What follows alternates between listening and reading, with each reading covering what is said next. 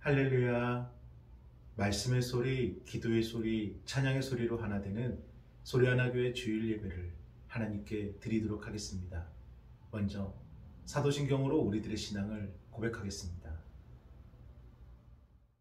나는 전능하신 아버지 하나님 천지의 창조주를 믿습니다. 나는 그의 유일하신 아들 우리 주 예수 그리스도를 믿습니다. 그는 성령으로 잉태되어 동정녀 마리아에게서 나시고 본디오 빌라도에게 고난을 받아 십자가에 못 박혀 죽으시고 장사된 지 사흘 만에 죽은 자 가운데서 다시 살아나셨으며 하늘에 오르시어 전능하신 아버지 하나님 우편에 앉아 계시다가 거기로부터 살아있는 자와 죽은 자를 심판하러 오십니다.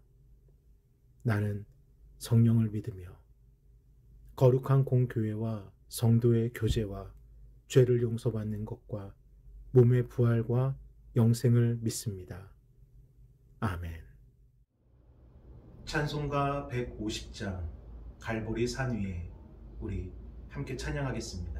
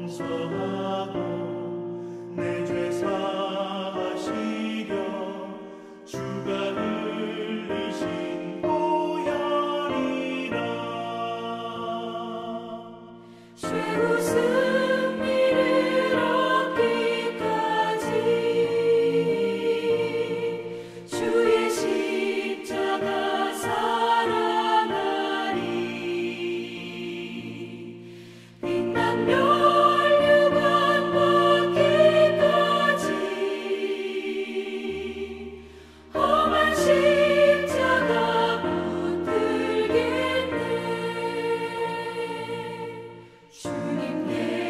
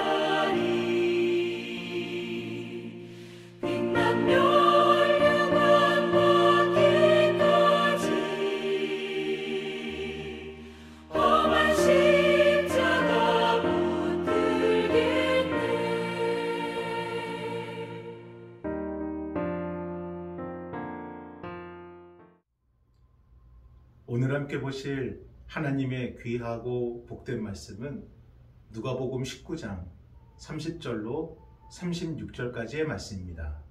우리 함께 봉독하겠습니다.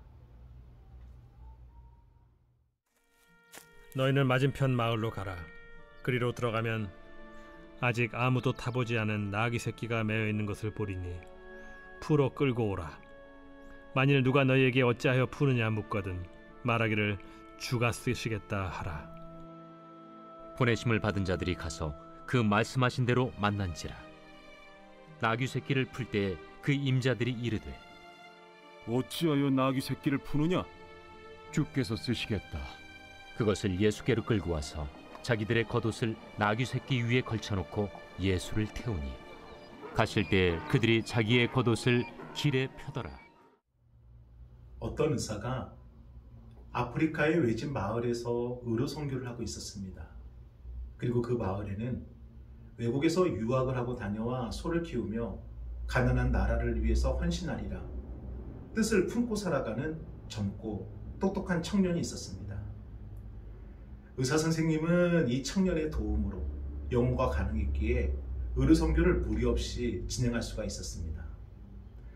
그런데 이 마을에는 참으로 독특한 결혼 풍습이 한 가지 있었습니다. 누군가에게 청혼할 때 남자는 암소를 데리고 그 여인의 집에 가서 이 암소를 받고 당신의 딸을 주십시오. 암소로 청혼을 해야 한다는 것입니다. 1등 신부감에게는 암소 3마리, 괜찮은 신부감에게는 암소 2마리, 그저 평범한 보통의 신부감에게는 암소 1마리를 주고 이 청혼을 승낙받을 수가 있었습니다. 그러다가 어느 날 이 젊고 똑똑한 청년이 세상에나 살찐 암소 9마리를 끌고 어디론가 가는 겁니다. 어디로 가는 거예요? 청혼하러 가는 겁니다. 마을 사람들은 난리가 났습니다. 대체 얼마나 뛰어난 처자이기에 암소 9마리나 끌고 청혼하러 가는 것인지. 그러면서 마을 사람들은 분명히 마을에 촌장 집일 거야. 그 정도는 돼야지 저 정도의 가치가 있잖아. 아니야. 암소 9마리 정도의 가치면은 아마 이 마을에서 가장 큰 부자인 저 농장 주인의 집일 거야. 에이, 무슨 말인가? 똑똑한 사람이기 때문에 아마 우리 학교 여사 선생님 그분에게 청혼하러 갈 거야. 사람들은 여러 가지 추측을 하며 이 젊은 청년 9마리 암소를 끌고 가는 젊은 청년을 따라갔습니다. 그런데 젊은 청년은 마을 촌장의 집을 그냥 지나갑니다. 그리고 마을에서 가장 부자라는 이 농장주의 집도 그냥 지나갑니다. 그리고 마지막으로 마을에서 가장 똑똑하다는 여자 선생님의 집도 그냥 지나갑니다. 그리고 이 젊은 청년이 암소 9마리를 끌고 도착한 곳은 아주 허름하고 낡은 집이었습니다. 그 앞에서 젊은 청년은 암소를 가져왔습니다. 당신의 딸을 저에게 주십시오. 큰 소리로 외치는데 집에서 나오는 노인과 딸의 모습은 너무나도 충격적이었습니다. 딸의 모습은 몸은 삐쩍 마르고 옷은 너무나도 초라하고 외모도 볼 것이 하나도 없는 그저 그런 평범한 특별한 것 하나 없는 여인이었기 때문입니다. 암소 1마리로도 충분히 청혼할 수 있는 여인에게 어떻게 암소 9마리로 청혼을 한 것인지 동네 사람들은 수군거리기 시작했습니다. 심지어 어떤 사람들은 저 여자가 요술을 부려서 이 젊은 청년을 홀린 것이다 라고까지 말하는 거예요. 이후에 의사 선생님은 의료 선교를 마치고 본국으로 돌아가게 되었지만 여전히 이 청년이 대체 왜 9마리씩이나 암소를 가지고 그 여인에게 청혼했는지 그 사실을 몰라서 너무나도 궁금했습니다. 그리고 시간이 흘러서 이제는 휴가차 그 마을에 다시 가게 되었고 마침 이제는 그 마을의 건실한 사업가가 된 이 옛날 청년, 그 젊은 청년의 집에서 함께 식사를 하게 되었습니다. 그리고 그동안 품고 있던 그 궁금증, 이보시오. 대체 왜 9마리씩이나 되는 그 암소를 데리고 그때 그 여인에게 청혼한 것입니까? 남자는 그저 웃을 뿐 아무런 말도 하지 않고 있을 때 한 우아한 여인이, 너무나도 아름다운 흑인 여성이 커피를 들고 자리에 앉는 겁니다. 여인의 유창한 영어 실력과 상대의 마음까지도 배려하는 뛰어난 매너는 참으로 기품이 느껴질 정도로 너무나도 훌륭했습니다. 그래서 의사는 속으로, 맞아, 그때 그 여인하고는 헤어지고 저렇게 새로운 여인을 만났구나. 얼마나 멋진 여인이야. 저 정도는 돼야지 이 남자랑 어울리지라고요. 그런데 그때 남자가 말을 시작합니다. 선생님, 그때 제가 암소 9마리로 청혼했던 여인이 바로 이 여인입니다. 의사는 깜짝 놀랐습니다. 아니, 대체 이게 어떻게 된 일인가? 남자의 말은, 저는 사실 어렸을 때부터 이 여인을 너무나도 사랑했고 이 여인과의 결혼을 늘 기다려왔습니다. 하지만 저희 마을에는 피할 수 없는 이 결혼 풍습이 있었기 때문에 이 몇 마리의 암소를 받느냐가 여자들에게는 굉장히 중요한 문제였습니다. 저 또한 그런 관습을 무시할 수 없었기에 암소를 몰고 갈 수밖에 없었지만, 사실 제 아내는 제가 암소를 주지 않아도, 암소를 한 마리만 줘도 저를 충분히 사랑한다고 저의 결혼 승낙을 받아줄 수 있는 사람이었습니다. 하지만 제가 사랑하는 여인이기에 스스로 자신의 가치를 암소 한 마리 값으로 한정하고 평생을 살게 하고 싶지가 않았습니다. 또 누군가에게 몇 마리를 받았네, 남들과 비교하면서 움츠려 살게 하고 싶지도 않았습니다. 그래서 저는 제가 사랑하는 여인을 위해 3마리가 아니라 9마리를 끌고 그 여인에게 사랑을 고백했던 것입니다. 그리고 결혼한 이후에도 무엇 공부를 해라, 교양을 쌓아라, 요리를 배워라, 어떤 것 하나 요구하지 않았고 그저 제가 진실로 사랑한다는 것만 늘 표현해 주었습니다. 그랬더니 아내도 차츰 저의 진심이 무엇인지를 알았고 자신의 가치를 귀하게 여기며 스스로가 암소 9마리에 맞는 사람으로 점점 변화되기 시작했습니다. 그래서 이제는 마을에서 가장 똑똑하고 가장 아름답고 교양이 높은 여인으로 이렇게 제 옆을 지금 지켜주고 있습니다. 라고요. 저는 이 암소 9마리의 이야기를 들으면서요, 그래, 이것이 은혜이구나, 은혜를 떠올렸습니다.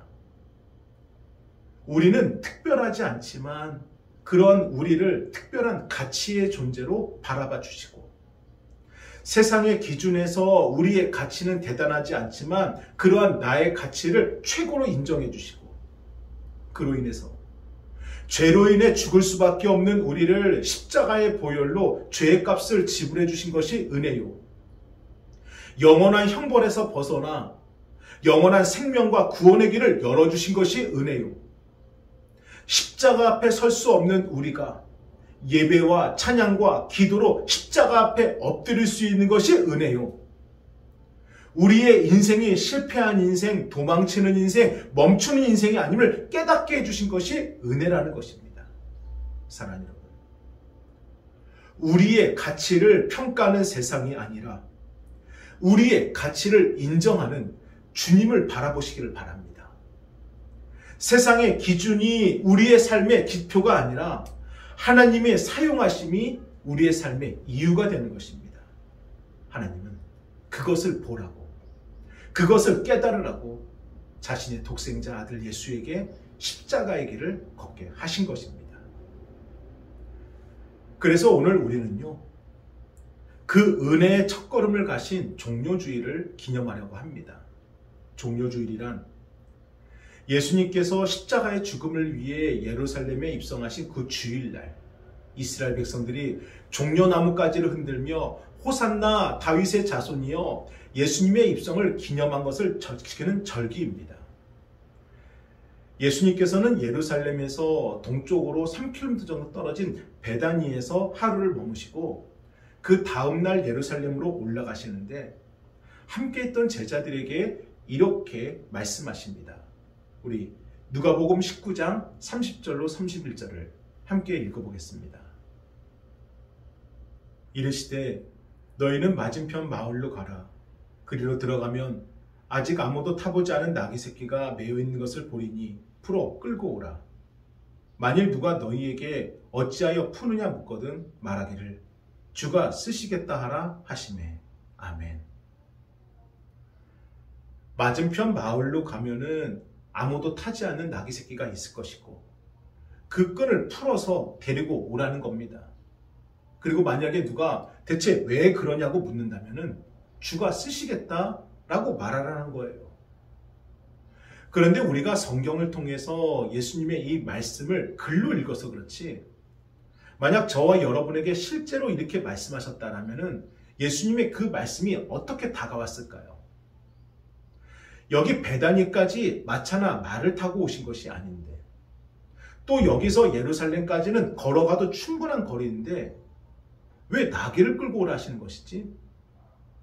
그리고 이왕이면은 보는 사람들의 눈도 있으니 큰 말이나 하얀 백마를 타고 가시지, 아니 왜 보잘것없고 힘없는 나귀 새끼를 타신다는 건지, 그리고 왜 하필 주인도 모르는 나귀 새끼를 끌고 오라 하시는 것인지, 예수님의 말씀은 왜? 라는 생각밖에는 들지 않는 말씀이셨습니다.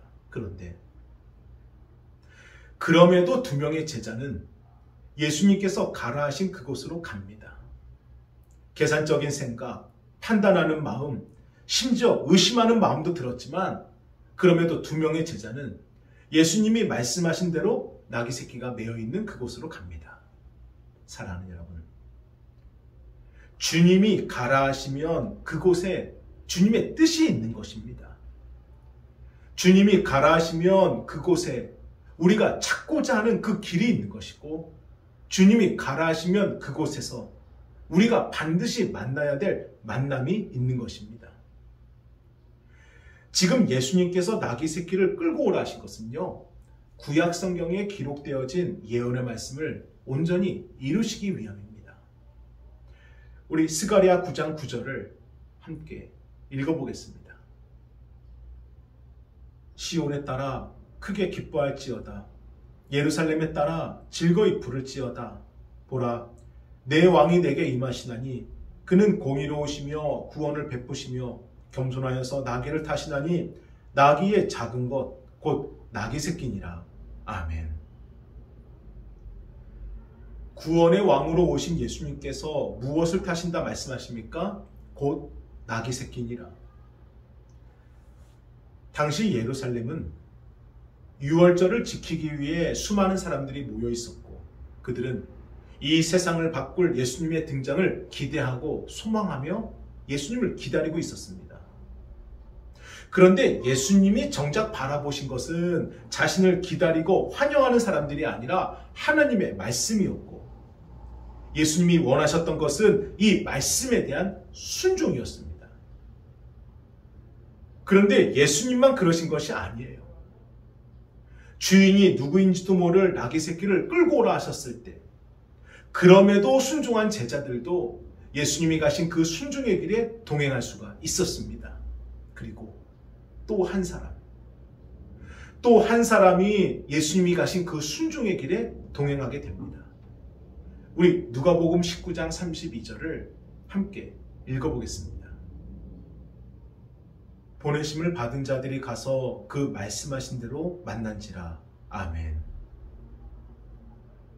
가라 하신 그곳에 순종하여 갔더니 정말 그곳에 나귀 새끼가 매여 있었습니다. 그런데 더 놀라운 것은 자신의 소유이지만 주께서 쓰시겠다라는 그 말 한마디에 자신의 나귀 새끼를 건네준 나귀의 주인입니다. 이 나귀 새끼를 끌고 오는 내용은요, 마태복음부터 마가복음, 누가복음, 요한복음, 사복음서에 모두가 기록되어져 있지만 정작 나귀의 주인에 대해서는 그 어떠한 기록도 없습니다. 그의 이름이 무엇인지, 어디에 사는지, 어떤 사람인지 기록이 없어요. 하지만 주께서 쓰시겠다라는 그 말 한마디에 자신의 것을 온전히 내어드린 그 한 가지만 봐도 그가 준비된 사람임은 분명합니다.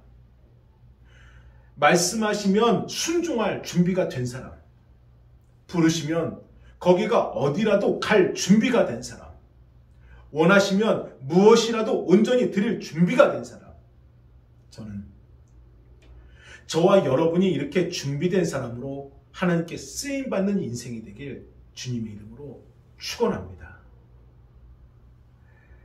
자, 모든 것이 예수님께서 말씀하신 대로 이루어졌습니다.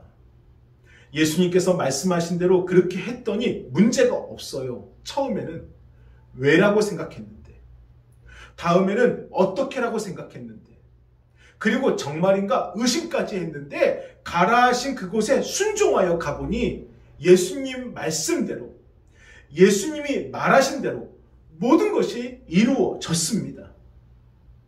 대체 이것이 어떻게 가능합니까? 예수님께서 그 모든 것을 준비해 놓으신 겁니다. 저를 따라 선포합니다. 하나님은 다 계획이 있으십니다. 하나님은 다 계획이 있으십니다. 그래서 이 사건을 통해 주님께서 우리에게 말씀하고자 하시는 것은 가정과 자녀와 직장과 건강과 노후 등 우리의 삶의 모든 것을 이미 주님께서는 계획하시고 준비하셨고 때가 되면 반드시 이루어 주실 것이니 말씀대로 순종하여 가라는 것입니다. 우리를 위해 준비하신 그것을 가서 가져오라는 것입니다.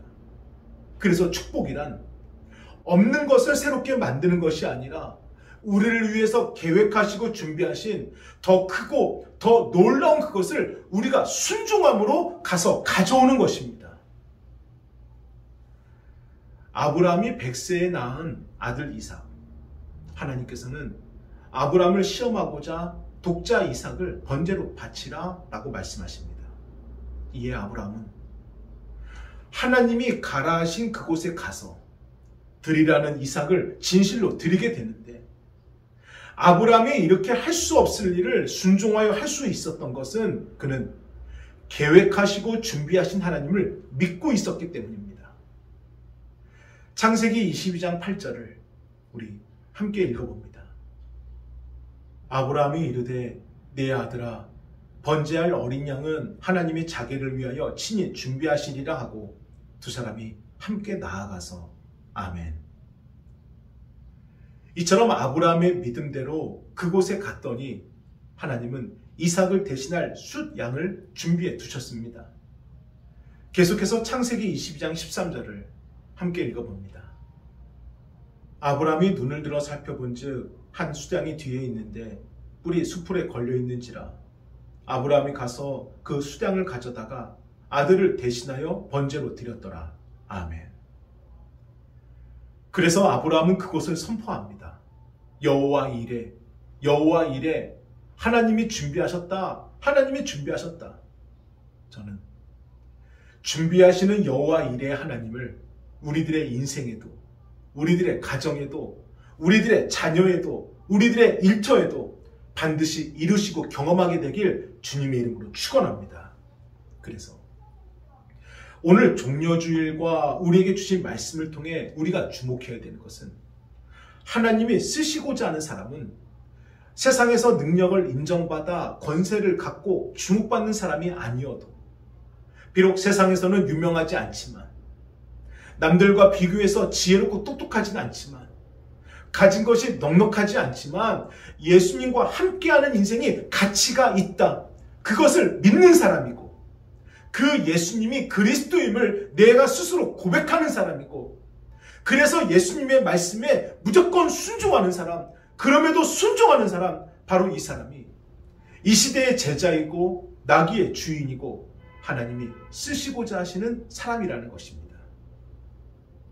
그래서 나귀의 주인이 나귀 새끼를 온전히 드렸듯이 제자들은 자신들이 입고 있던 겉옷을 벗어서 예수님이 타실 나귀 새끼 위에 올려놓고 남은 겉옷은 길가에 펴서 예수님이 가시는 그 길을 예비합니다.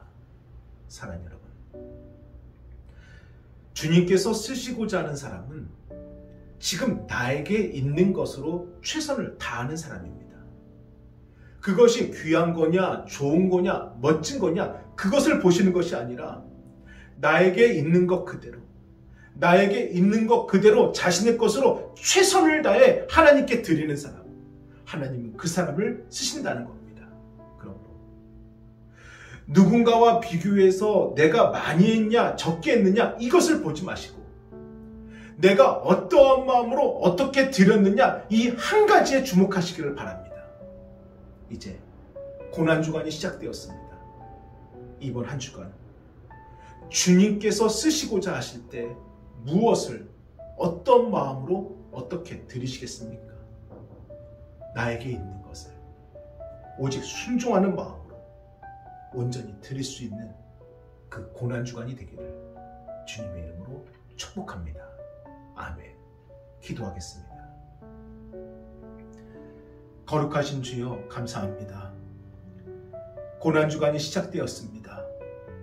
저희가 하나님께 쓰고자 하는 그 사람이 되기를 바라여서 오늘 주시는 말씀이 우리의 삶을 바꾸고 우리가 결단할 수 있는 은혜가 되게 하여 주옵소서.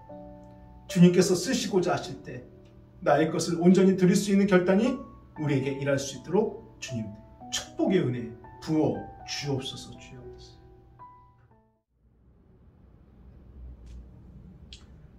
감사합니다. 정성껏 준비하신 예물을 하나님께 드리겠습니다.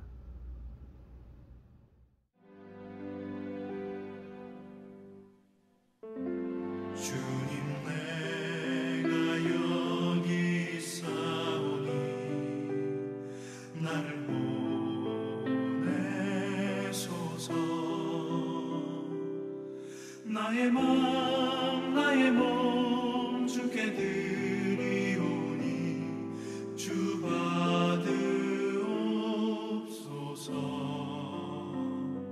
주님 내가 여기 있사오니 나를 써주소서. 가진 것 모두 다 주께 드리오니 주 받으옵소서.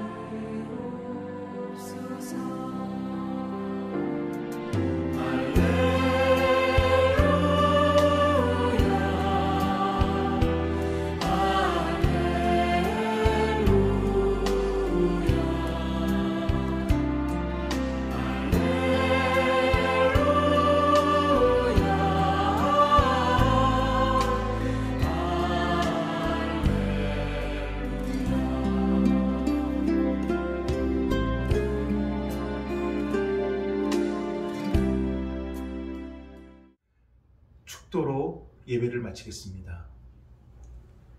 이제는 우리 주 예수 그리스도의 은혜와 하나님의 그 크신 사랑하심과 성령님의 감화감동 역사하심이 고난주간을 시작하며 하나님께 순종과 결단의 마음으로 달려가는 성도들을 위해 이제로부터 영원토록 함께 하시길 간절히 축원하옵나이다. 아멘.